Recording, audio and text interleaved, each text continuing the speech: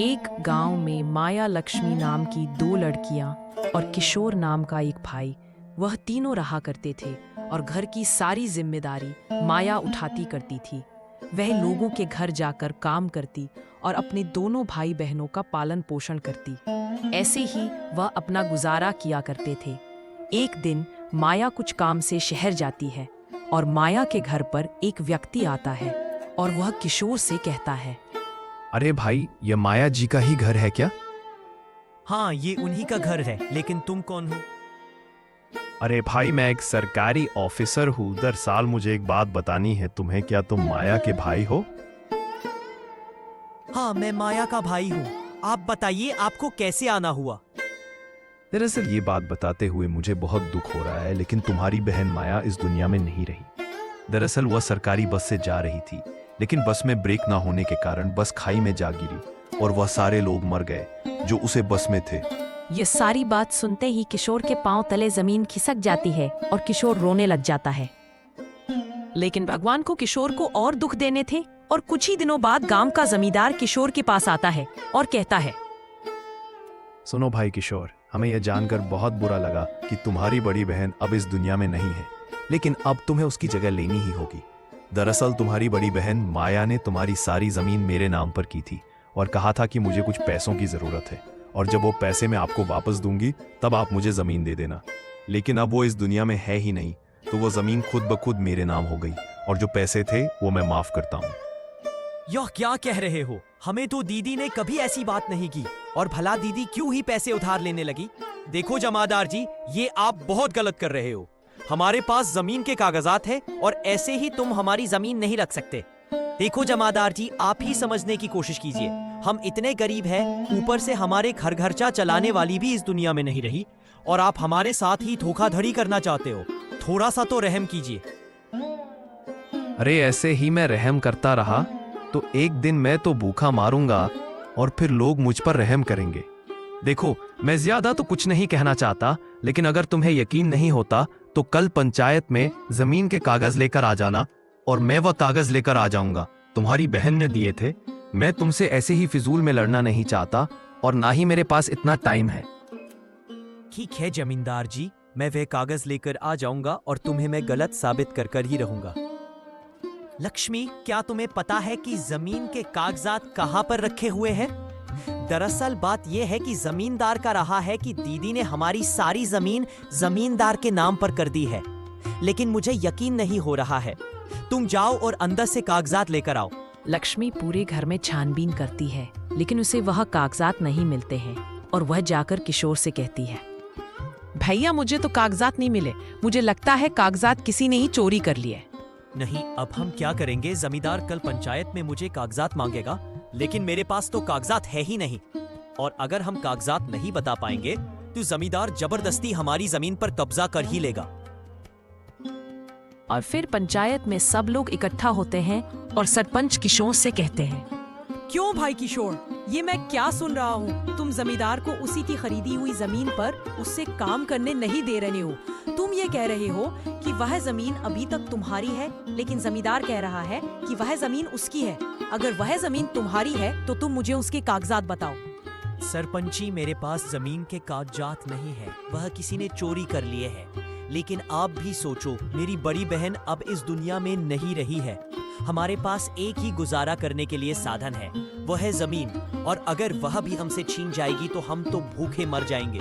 अभी तक लक्ष्मी की शादी भी करनी है, थोड़ी तो दया कीजिए। अरे भाई, मैं ऐसे ही दया करने लग जाऊंगा तो न्याय तो होने से रहा। न्याय तो सिर्फ कानूनी तौर से कागजात और गवाह से ही होते हैं और मुझे पता है कि तुम किस दुख से गुजर रहे हो, लेकिन अब मैं कुछ नहीं कर सकता। अगर तुम्हारे पास जमीन के कागजात है ही नहीं तो मैं कैसे मान लूं कि तुम्हारी बहन ने जमींदार को जमीन नहीं दी? क्यों भाई जमींदार, तुम्हारे पास तो जमीन के कागजात है ना, या फिर तुम्हारे पास भी कुछ नहीं है? जी बिल्कुल जमादार जी, मेरे पास तो सब कुछ है। जमीन के कागजात भी है और इसकी बहन के किए गए हस्ताक्षर भी है। सारी बातों को सुनते हुए और कागजातों के नाम पर हम ये फैसला जमींदार के हक में सुनते हुए ये घोषणा करते हैं कि आज से किशोर की जमीन जमींदार की हुई। किशोर, अब तुम जमींदार को किसी भी बात के लिए परेशान नहीं करोगे। किशोर उदास चेहरा लेकर घर जाता है और उसकी बहन पूछती है, क्या हुआ भैया, आप इतने उदास क्यों लग रहे हो? सरपंच जी ने क्या फैसला सुनाया? लक्ष्मी, पता नहीं भगवान हमारी कौन सी परीक्षा लेने के लिए दुख पर दुख दिए जा रहे हैं। जमींदार के पास वह कागजात थे जो हमारी जमीन के थे, और मुझे पता नहीं चल रहा है कि दीदी ने भला जमींदार को वह जमीन क्यों भेजी। अब हमारे पास कमाई करने का भी दूसरा कोई जरिया नहीं है, और अब तुम बड़ी भी हो गई हो, मुझे तुम्हारी शादी के लिए भी पैसे इकट्ठा करनी है। मुझे लगता है अब मुझे किसी की खेती करनी होगी। आप ऐसे दुखी मत हो भैया, भगवान अच्छाई के हमेशा साथ होते हैं, देखना सब ठीक हो जाएगा एक दिन। उधर जमींदार बहुत खुश था और वह अपनी पत्नी से कहता है, अरे भाग्यवान, आज तो भगवान ने मुझ पर मेहरी कर दी। वह जमीन जो मैं बरसों से लेने की कोशिश कर रहा था, लेकिन वह माया जिसे पता नहीं कौन सा भूत सवार रहता था अपने भाई और बहन के भविष्य के लेकर, उसने कभी भी वह जमीन बेचने के बारे में सोचा भी नहीं। मैं जब भी उसे जमीन बेचने के लिए कहता वह मना कर देती, लेकिन अब देखो मैंने उसकी सारी जमीन फ्री में ही हड़प ली। अब लक्ष्मी की भी उम्र हो चुकी थी और लक्ष्मी की शादी करनी थी। इस बात को लेकर किशोर बहुत चिंता में रहता था। एक दिन उसके पास एक बाबा आता है और कहता है,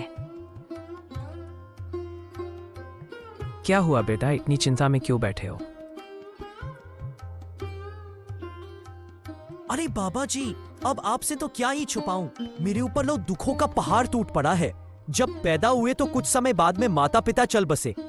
फिर मेरी बड़ी बहन ने हम दोनों बहन भाइयों को पाल पोस कर बड़ा किया, लेकिन अब हमारी बड़ी बहन भी इस दुनिया में नहीं रहे। मेरी एक छोटी बहन है, उसकी शादी की उम्र हो चुकी है, उसकी शादी भी करनी है। लेकिन मेरे पास जो पूछते नहीं जमीन थी, उसे जमीन को हमारे गांव के जमींदार ने हड़प लिया है, और अब मेरे पास कमाई करने का कोई दूसरा रास्ता नहीं है। और कोई भी रिश्ता लेकर आता है तो कहता है कि हमें दहेज चाहिए, और मुझे दहेज देने के लिए काफी काम करना पड़ेगा, और मेरे पास कोई अच्छी नौकरी भी नहीं है, इसीलिए उदास बैठा हूँ। देखो बेटा, भगवान जो भी करता है अच्छे के लिए ही करता है, और अगर तुम्हारा किसी ने बुरा किया है तो उसका भी बुरा होगा। तुम चिंता मत करो, एक दिन ऐसा आएगा सब ठीक हो जाएगा। भगवान जो भी करते हैं अच्छे के लिए ही करते हैं। यह कहकर बाबा जी वहां से चले जाते हैं और किशोर आगे जा रहा होता है।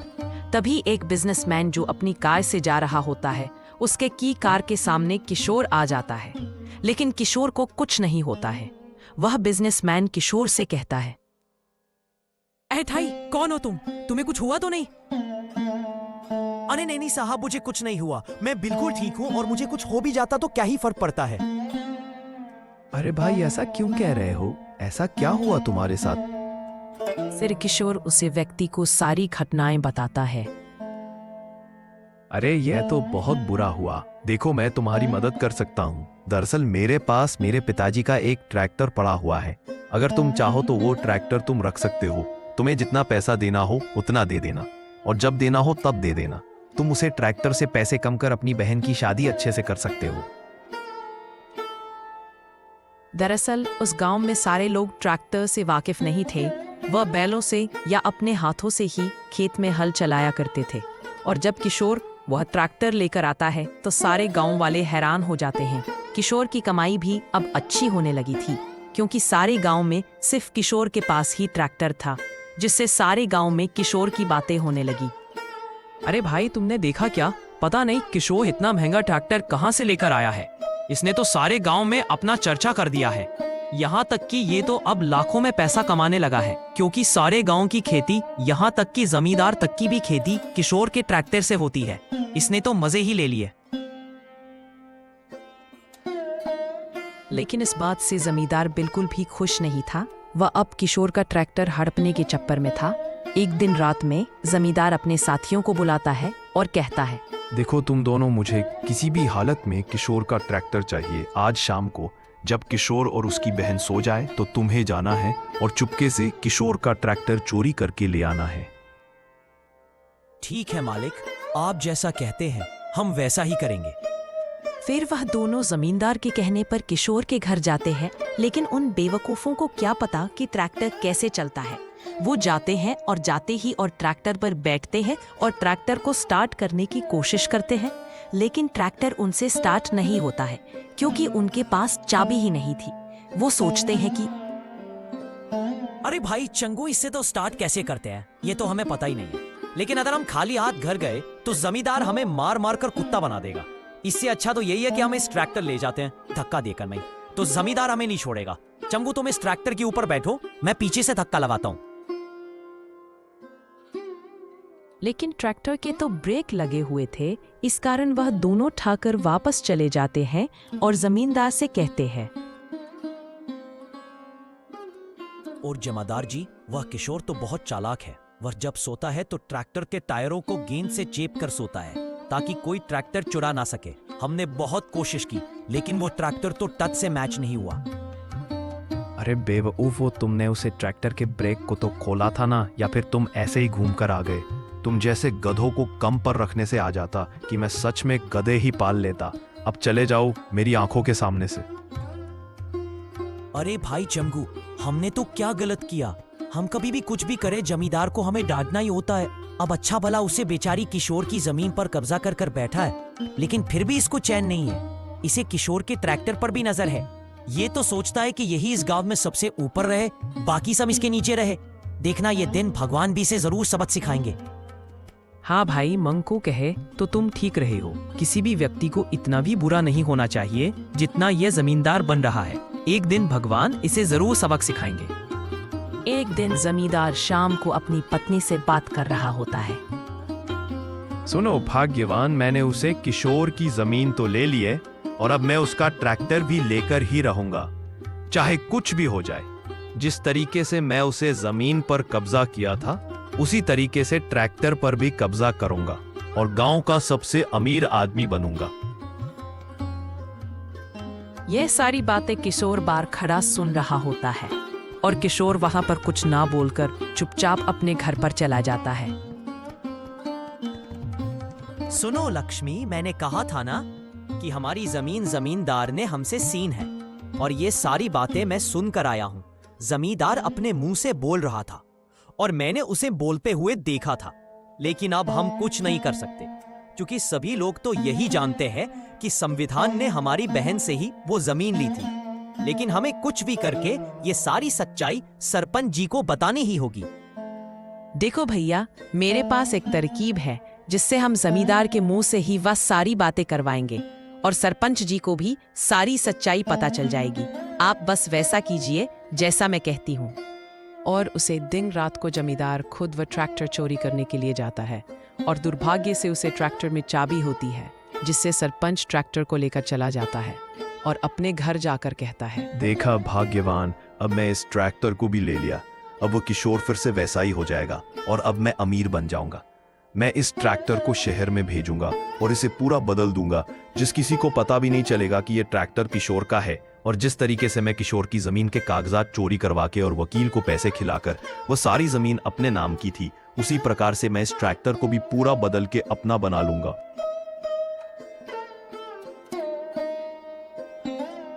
सरपंच और गांव के लोग किशोर के साथ वह सारी बातें सुन लेते हैं और वह जमींदार से कहते हैं, वह जमींदार बात, तुम तो बड़े ही अच्छे और सच्चे बनते हो, लेकिन आज तुम्हारा असली रूप सब लोगों के सामने आ गया है। तुम अमीर लोगों की गरीबी का फायदा उठाकर बने हो, ना कि अपनी मेहनत से। अब चुपचाप ये सारी जमीन और जो ट्रैक्टर तुम कुर के घर से लाए हो वह वापस दे दो, वरना अच्छा नहीं होगा।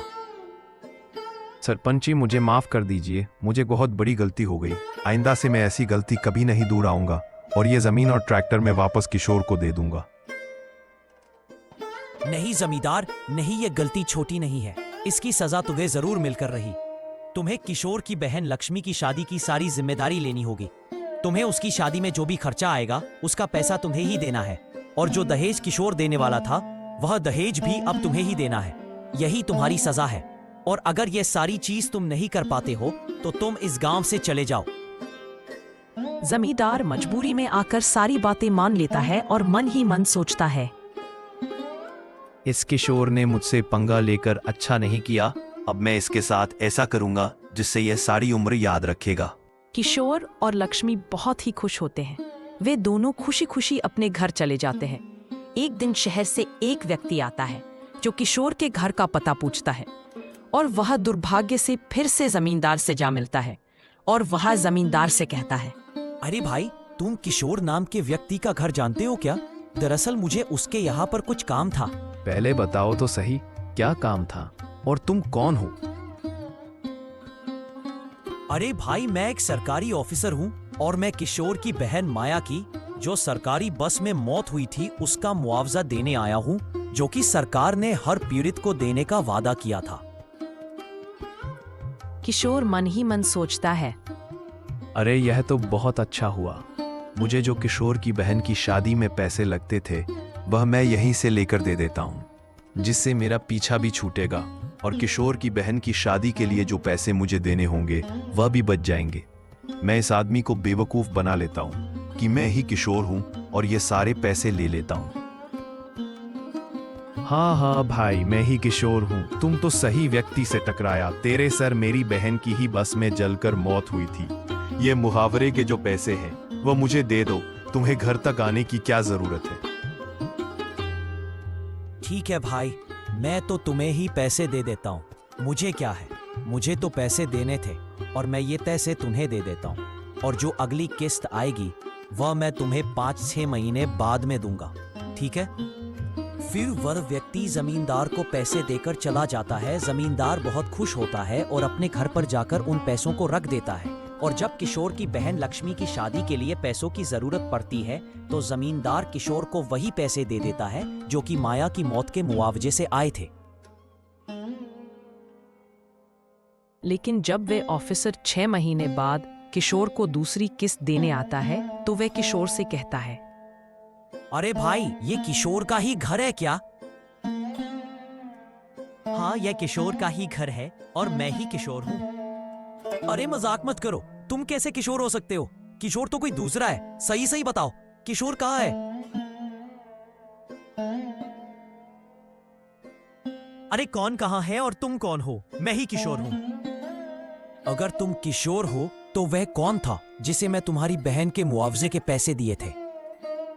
कौन से मुआवजे के पैसे? मुझे तो किसी भी पैसे के बारे में कुछ भी मालूम नहीं है। फिर वह ऑफिसर किशोर को सारी बातें बताता है और फिर किशोर समझ जाता है कि किसने उसकी बहन के मुआवजे के पैसे लिए थे। वह उसे ऑफिसर को सरपंच जी के पास लेकर जाता है और सरपंच जी से कहता है, देखो सरपंच जी, अब इस जमींदार ने हद ही पार कर दिया है। उसे जमींदार ने मेरी बहन की मौत के जो पैसे सरकार के द्वारा दिए जा रहे थे वह रख लिए, और वही पैसे मुझे उस समय दे दिए जब मैं मेरी छोटी बहन लक्ष्मी की शादी कराई थी। अब आपको सही न्याय करना ही होगा। ये जमींदार बार बार अपनी हरकतों से बाज नहीं आ रहा है। सरपंची को बहुत गुस्सा आता है। वह जमींदार को बुलाते हैं और जमींदार से कहते हैं, क्यों भाई जमींदार, तुमने तो कहा था ना कि आगे से मैं कोई भी ऐसी हरकत नहीं करूंगा जिससे कि मुझे सजा मिले, लेकिन तुम मुझे लगता है इस गांव में रहने के लायक ही नहीं हो। तुमने किशोर की बहन के पैसे रख लिए। थोड़ी बहुत शर्म है या सारी शर्म तुमने बेच खाई है? जमींदार कुछ बोल नहीं पाया क्योंकि वह ऑफिसर वहीं पर था और जमींदार समझ गया था कि अब उसका झूठ पकड़ा गया है और झूठ बोलने का कोई फायदा भी नहीं है क्योंकि वह एक सरकारी ऑफिसर है। देखो जमींदार, अब तुमने हद पार कर दी है और इसीलिए तुम्हें इस गांव से निकल जाने की सजा दी जाती है। तुम अपनी सारी फसल किशोर को दोगे और जो पैसे तुमने लिए थे वह पैसे भी वापस दोगे, और फिर से इस गांव में कदम रखने की भी जरूरत मत करना। जमींदार उसे गांव से चला गया। किशोर को जमींदार की सारी फसल मिल गई और वह रुपए भी जो जमींदार ने लिए थे। और फिर उसे बाबा की बात याद आती है कि भगवान जो भी करते हैं अच्छे के लिए ही करते हैं, बस सब्र करना सीखो।